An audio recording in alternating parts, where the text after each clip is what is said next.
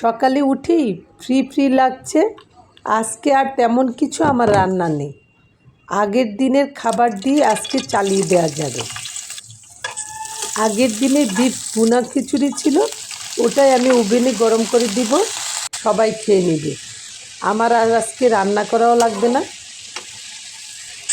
আমার রিল্যাক্স লাগছিল, তাই তাড়াহুড়ো করে নাস্তাটা বানিয়ে ঘরদোর গুছিয়ে গোসলটাও সেরে ফেললাম। হ্যালো, আসসালামু আলাইকুম। সবাই কেমন আছেন? আশা করি নিশ্চয়ই ভালো আছেন। এদিকে আমি নাস্তার জন্য লাল শাক ভেজে নিয়েছি, আর অল্প একটু কাঁচামরিচ দিয়ে শুটকির ভর্তা আমি করে নিব।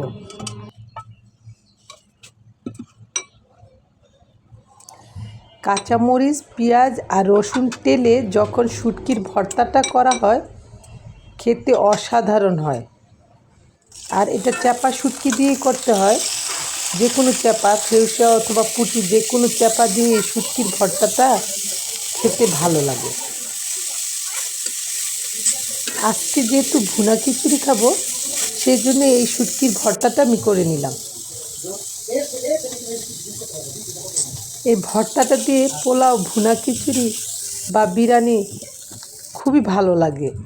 আমি খেতে পছন্দ করি, আবার ভাত দিয়ে খেতেও আমি পছন্দ করি এই ভর্তাটা।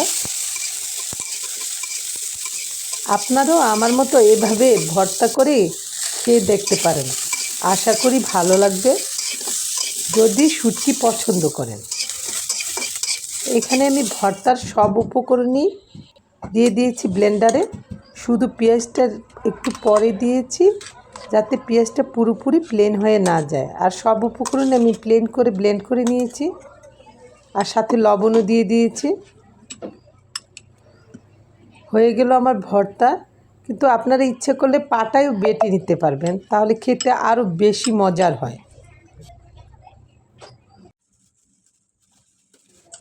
দেখেন, সব কাজ যখন শেষ তখন বাজার থেকে কি ঝামেলা নিয়ে এসেছে। যেদিন ভাবি কাজ আজকে কম, সেদিনই কাজ বেশি হয়ে যায়। আর এগুলি তো সব কিছু কেটে ধুয়ে গুছিয়ে রাখতেই হবে। আর এদিকে ডিমওয়ালা মুরগি নিয়ে এসেছে। এই মুরগিটা, দেশি মুরগিটা অবশ্য আমি খেতে খুব পছন্দ করি। ভিতরে ডিম ছিল। আর 4টা হাঁস নিয়ে এসেছে, তবে ভালোই হলো, একবারে গুছিয়ে রেখে অনেক দিন খাওয়া যাবে। আর খেতে যেতে হবে, কাজ তো করতেই হবে। কাজ গুছাতে গুছাতে আপনাদের সাথে বিদায় নিচ্ছি। সবাই ভালো থাকবেন। আল্লাহ হাফেজ।